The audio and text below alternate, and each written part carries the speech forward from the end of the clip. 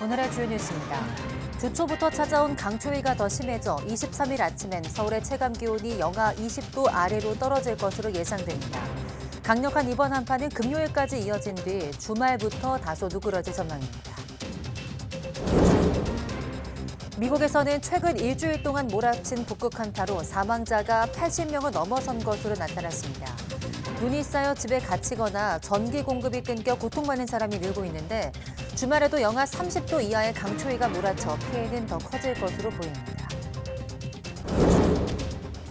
전 세계 각 분야 전문가들이 올해 인류의 최대 위협으로 기후변화를 꼽았습니다. 지난해 여름 북반구가 사상 최고 기온을 기록했고 올해도 엘니뇨가 기승을 부리면서 온난화를 가속화할 거란 예상이 영향을 준 것으로 보입니다. 수서울시 CCTV법이 시행된 지 넉 달이 돼가지만 실제로 현장에서는 제대로 안 지켜지는 경우가 많은 것으로 나타났습니다. 환자나 보호자가 수술 전 미리 요청을 해야 한다는 규정 때문인데 병원 측의 회피 수단으로 악용되고 있다는 지적입니다.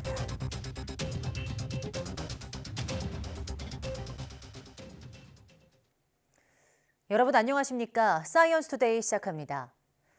북극 한기가 밀려오고 기온이 급강하하면서 한파특보가 확대 강화됐습니다. 기상청은 22일 오전 10시를 기해 경기 동부와 강원도에 내려졌던 한파주의보를 한파경보로 강화한다고 밝혔습니다. 또 충청과 전북, 영남에도 한파주의보가 확대 발령됐습니다. 23일 기온은 대관령 영하 21도, 철원 영하 18도, 파주 영하 17도, 서울도 영하 14도까지 내려가면서 한파가 절정에 달하겠습니다. 이번 북극 한파는 금요일까지 이어진 뒤 주말부터 점차 누그러들 전망입니다. 최근 일주일간 미국에서 북극 한파가 몰아닥치면서 사망자가 80명을 넘어선 것으로 나타났습니다. 영하 34도 강추위까지 예보된 가운데 쌓인 눈 탓에 자택에 갇히는 경우도 속출했습니다. 서봉국 기자입니다. 개 주인이 얼음 구덩이에 빠지자 구조대가 다급히 반려견을 부릅니다. 구명 밧줄을 개 목에 걸고 함께 구조에 나선 겁니다. 1m 가까이 쌓인 눈에 제설차도 눈코 뜰 새 없이 분주합니다. Yeah, I've been out 3 days with no sleep. 폭설이 자동차는 물론 집까지 집어삼키면서 주민들이 집에 갇히는 경우가 속출했기 때문입니다. It's everywhere. People were blocked in. CBS 방송은 미국 전역에서 최근 일주일간 추위 관련 사망자가 83명으로 확인됐다고 전했습니다. 대부분 눈길 교통사고, 저체온증 등으로 숨진 경우입니다. 테네시주 보건부는 날씨 관련 사망자가 19명이라고 밝혔고 4만 5천 명의 전기 공급이 끊긴 오레곤에서는 16명이 추위로 숨졌습니다. We wanted to make sure that everybody was safe and the snow kept coming.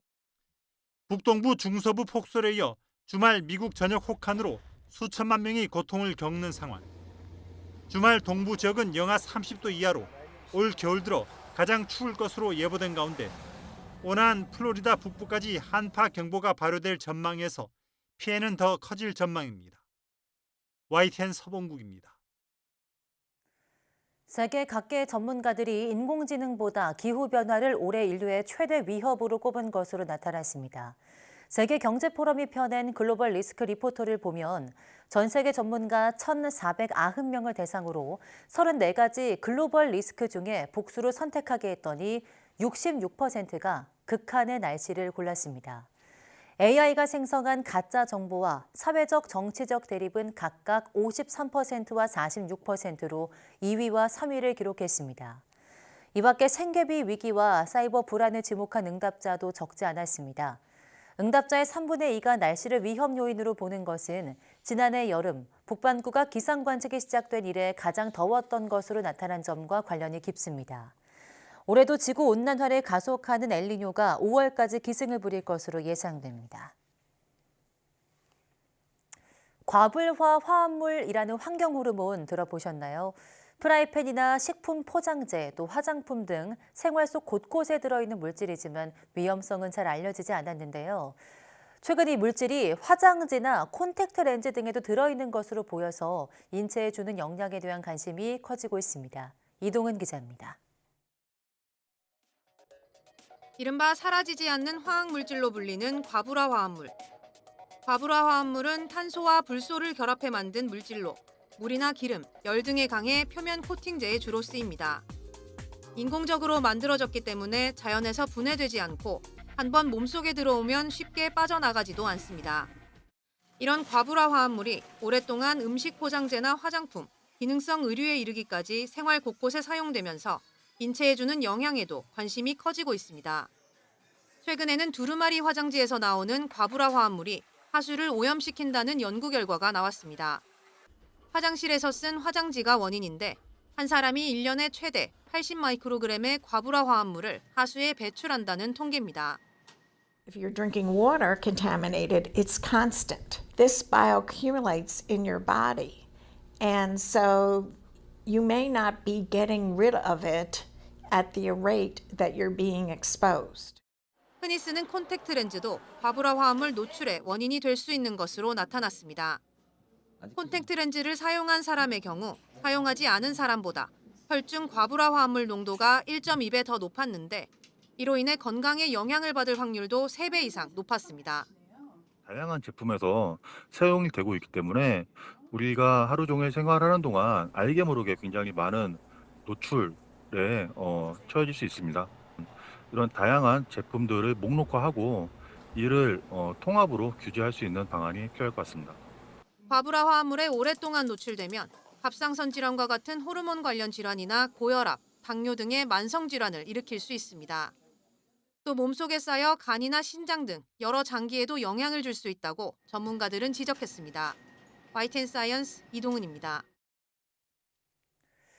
수술실에 의무적으로 CCTV를 설치해야 한다는 이른바 수술실 CCTV법이 시행된 지 넉 달이 돼갑니다. 그런데 수술 전 미리 요청하지 않으면 녹화되지 않는다는 점을 모르는 환자나 보호자가 많아서 불만이 커지고 있습니다. 윤태인 기자입니다. 척추협착증을 앓던 권금자 씨는 지난해 10월 병원에서 수술을 받다가 갑자기 세상을 떠났습니다. 위중한 수술이 아닌데도 아직 정확한 사망 원인을 파악하지 못하고 있습니다. 유족들은 의료사고를 의심하고 있습니다.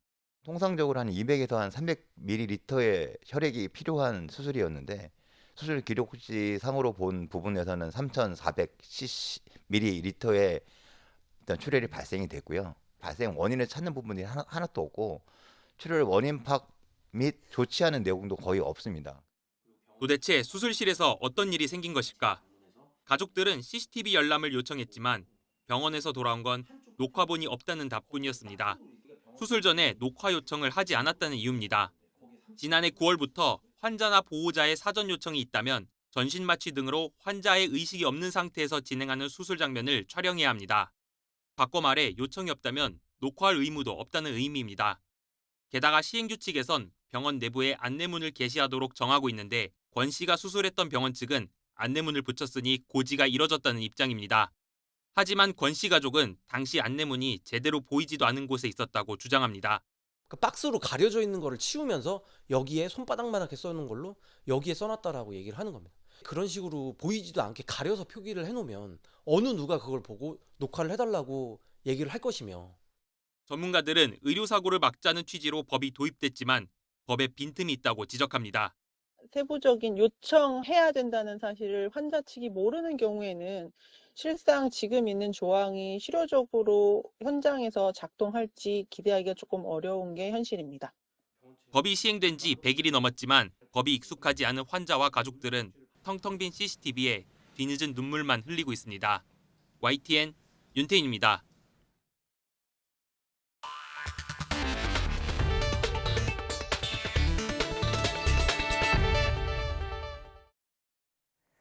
여성뿐 아니라 남성도 40세가 넘으면 호르몬 변화로 갱년기 증상을 겪습니다. 그런데 국내 연구진이 전통적으로 사용되던 한약대 2종을 혼합해 사용했더니 갱년기 증상이 크게 완화된다는 것을 확인했습니다. 김진두 기자입니다. 칼립큰키나무의 껍질인 두충입니다. 간을 보호하고 근육과 뼈를 튼튼하게 해주는 효능이 있습니다. 소의 무릎처럼 생긴 우술이라는 약재입니다. 무릎 관절염이나 요통, 전립선 질환에 쓰입니다. 국내 연구진은 이 두 약재를 섞어 복합 물질을 만들었습니다. 이어 이 복합물을 남성 갱년기 증상을 유도한 동물 모델에 투여했습니다. 남성 갱년기는 40에서 70대 남성의 30-40%가 겪는데 남성 호르몬이 줄거나 남성 호르몬이 여성 호르몬으로 변화하며 나타납니다. 그런데 복합물을 투여한 쥐는 남성 호르몬인 테스토스테론이 대조군 대비 2.6배 증가했습니다. 테스토스테론에서 전환되는 여성 호르몬인 에스트라디올은 비갱년기 모델과 유사했습니다. 반면 복합물을 투여하지 않은 쥐는 여성 호르몬이 1.3배 높게 나타났습니다. 두충 우술 추출 복합물이 남성 호르몬 합성과 분해 효소 조절을 통해 남성 호르몬을 증가시켜 갱년기 남성 증상 개선에 효과가 있음을 입증하였습니다. 갱년기 남성은 대부분 성기능 감소와 함께 우울증, 피로감, 불면증 등의 증상을 겪습니다. 이런 증상이 장기화하면 당뇨, 심혈관 질환, 고지혈증 등 대사증후군에 걸릴 위험도 커집니다. YTN 김진두입니다. 전국 초등학교 5곳 중 한 곳은 전교생이 60명에 못 미치고 한 학년 평균 학생 수가 10명 이하로 나타났습니다. 한국교육개발원 교육통계연보를 보면 전국 초등학교 6,175개 교 가운데 23.1%에 이르는 1,424개 교는 전교생이 60명 이하로 나타났습니다. 지역별로 전남이 212개 교로 가장 많았고 경북, 전북, 충남이 뒤를 이었습니다. 전교생이 30명 이하인 초미니 초등학교도 지난해 584개 교로 전체 9.5%에 달했습니다. 최근 교육부가 실시한 초중고등학교 학생 수 추계를 보면 올해 513만 1,000명에서 2026년 483만 3천 명으로 500만 명 밑으로 떨어질 것으로 추산됩니다.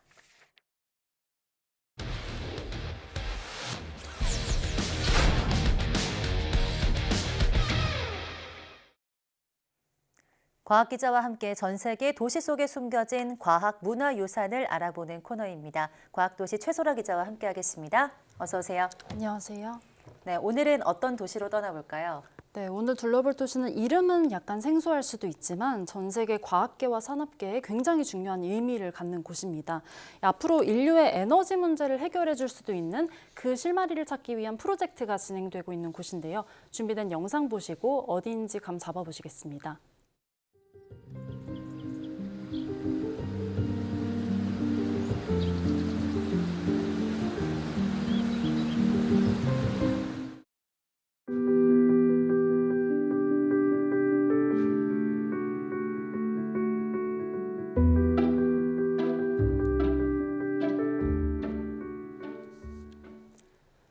오늘 둘러볼 도시는 프랑스 남동부의 소도시 생폴레-듀랑스입니다. 네. 서초구 정도 면적의 인구는 1,000여 명에 불과한 말 그대로 소도시인데요.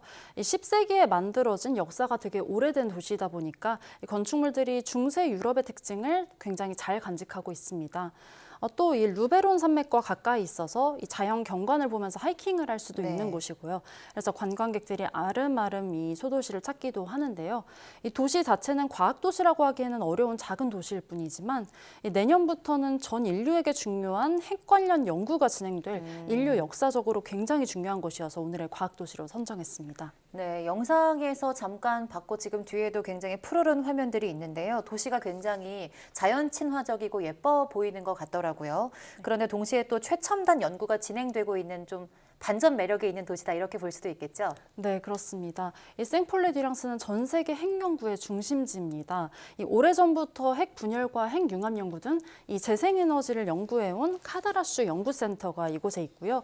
또 이 전 세계 수십 개국이 참여하고 있는 국제 핵융합 실험로 이터의 프로젝트의 중심지가 있는 곳인데요. 네. 이 세계 최대 핵융합로가 바로 여기에 지어지고 있습니다. 오늘은 핵융합 연구가 이루어지는 이 이터에 집중해서 들여다볼 건데요. 이 핵융합은 저희 사이언스 투데이에서도 여러 번 다뤘었죠. 이 원소를 빠르게 가속해서 서로 세게 부딪히게 해서 이 서로 다른 두 원소의 융합을 유도하고 이때 나오는 큰 에너지를 활용하는 겁니다. 이 태양이 에너지를 얻는 방식인데요. 이걸 지상에서도 인공적으로 구현을 할 수가 있다면 인류도 무한대에 가까운 청정 에너지를 얻을 수 있을 것으로 기대됩니다.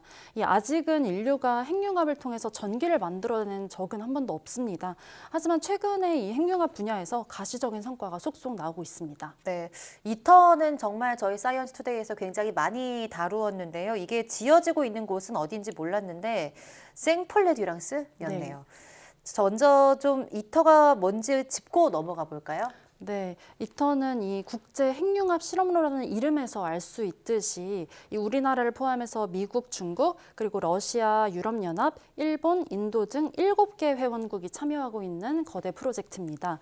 이 회원국 말고도 참여국까지 하면은 30여 개 국가가 참여를 하고 있고요. 이 핵심 장치들이 있는데요. 영상에서 나오고 있을 겁니다. 이 1억 도를 넘는 플라스마를 가두기 위한 토카막이라는 구형 장치가 있고 또 8만 킬로미터 길이의 초전도체 등으로 구성돼 있습니다.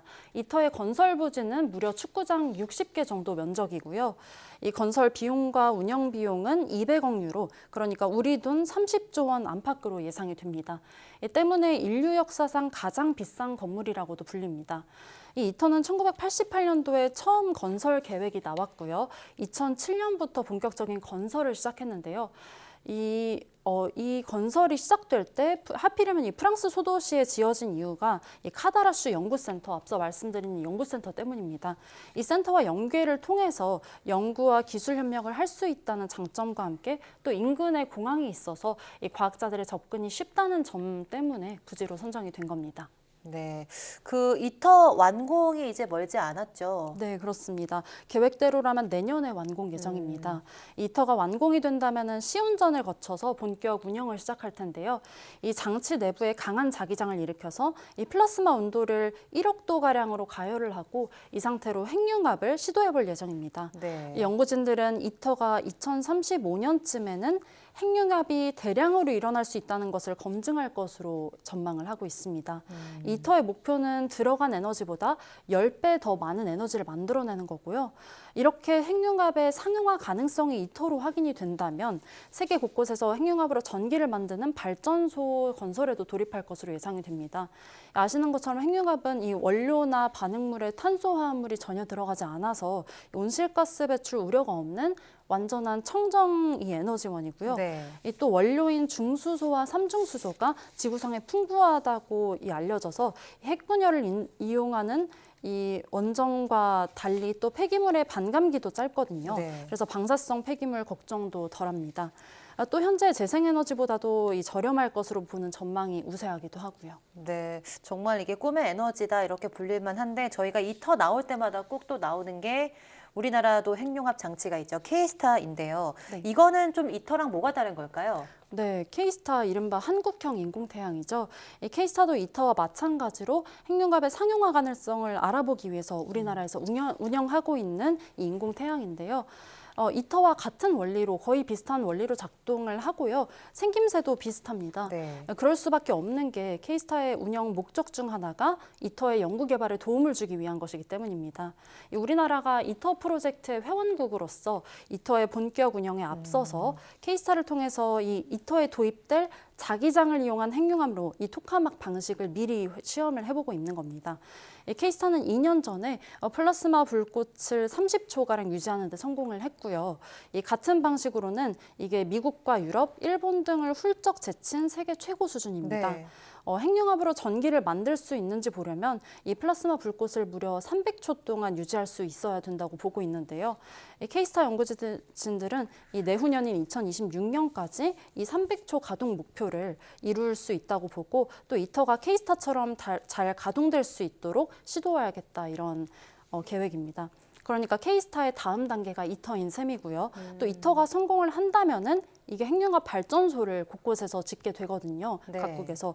그런데 우리나라 연구진들은 이 우리나라가 K-스타 기술을 이미 가지고 있기 때문에 나중에 이터를 통해서 이 기술의 상용화 가능성이 검증이 되고 핵융합 발전소가 여러 곳에서 지어질 때 우리나라가 다른 나라들보다도 더 건설 기간을 단축할 수도 있고 또 더 우수한 기술력도 갖출 가능성이 높다고 보고 있습니다. 네. 그런데 그 최근 미국에서 핵융합 성공했다 이런 내용을 좀 본 적이 있는 것 같은데 그거는 이터랑 K-스타랑 좀 관련이 없는 걸까요? 네, 둘은 이제 좀 다른 방식입니다. 예. 이 미국 에너지부 산하의 로렌스 리버모어 국립연구소의 이 성과였는데 네. 지난해 핵융합을 통해서 투입한 에너지의 1.89배에 해당하는 에너지를 얻는 데 성공했다고 예. 밝혔었는데요.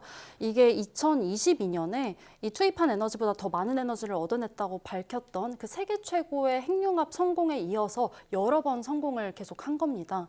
네, 이 리버모어의 국립점화시설 NIF인데요. NIF에서 진행되는 핵융합 방식이 이터와 케이스타와는 완전히 다른 방식입니다. 이터와 케이스타는 아까 말씀드린 토카막이라는 이 구형 장치에 네. 추전도체를 넣고서 강한 자기장을 줘서 원소를 가속해서 핵융합 반응을 일으키는 장치인 반면에 이 NIF는 관을 통해서 이 용기 속으로 레이저 빔을 거의 200개 가까이 쏘는 방식으로 원자들을 융합해서 에너지를 만드는 거거든요. 조금씩 원리가 다른 예. 셈입니다.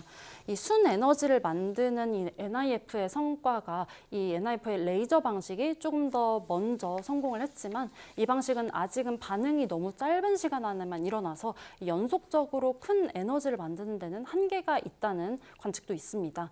이 케이스타나 이터의 경우는 에너지 순생산에는 아직은 도달하지 못했지만 일정 단계에 도달을 한다면 그러니까 300초 시운전, 300초 운전 같은 것에 도달을 한다면은 그때부터는 장시간 운전이 가능할 것으로 기대가 됩니다. 다시 말해서 미국의 레이저 방식과 또 케이스타와 이터의 방식 모두 각자의 장단점이 있는 겁니다. 하지만 이 두 기술이 경쟁 관계에 있는 거는 또 아닙니다.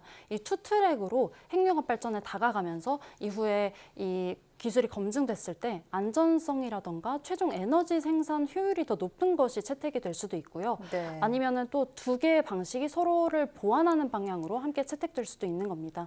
이 과학계는 핵융합의 다양한 기술들이 이 선의의 경쟁을 하면서 함께 핵융합 발전 그리고 상용화를 앞당길 것으로 전망하고 있습니다. 네, 오늘은 꿈의 에너지죠. 핵융합 에너지와 또 그 중심에 있는 이터가 있는 생폴레 듀랑스에 대해서 이야기 나눠봤습니다. 최소라 기자와 함께했습니다. 고맙습니다. 감사합니다.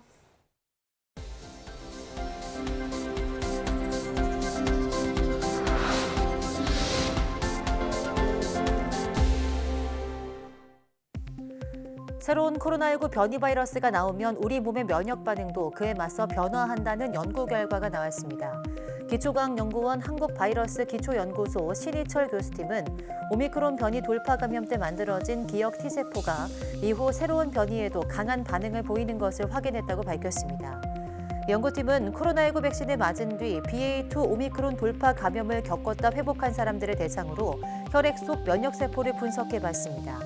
그 결과 한 번 감염된 바이러스를 기억했다 반응하는 기억 T세포가 이후 출현한 다른 오미크론 변이 바이러스에 대해서도 강한 반응을 보이는 것으로 나타나 면역력이 강화된 것으로 나타났습니다.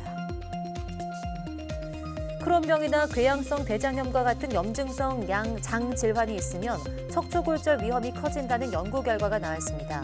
가톨릭대 은평성모병원 연구팀은 2008년부터 10년 동안 염증성 장 질환을 앓은 환자 13만여 명의 국민건강보험공단 자료를 분석한 결과 이렇게 나타났다고 밝혔습니다.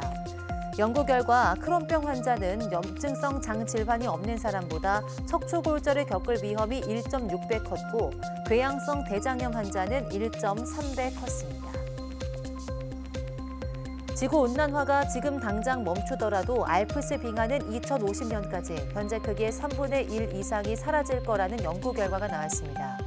스위스 로잔대 연구팀은 인공지능 알고리즘에 2000년부터 2022년까지의 기후와 빙하 데이터를 적용한 뒤 시뮬레이션한 결과 이렇게 나타났다고 밝혔습니다. 연구 결과 온난화가 당장 멈출 경우에도 얼음은 계속 녹아서 2050년이면 알프스 빙하의 얼음량이 지금보다 34% 감소하고 지금 추세대로 이어진다면 절반에 가까운 46%가 사라질 것으로 전망됐습니다.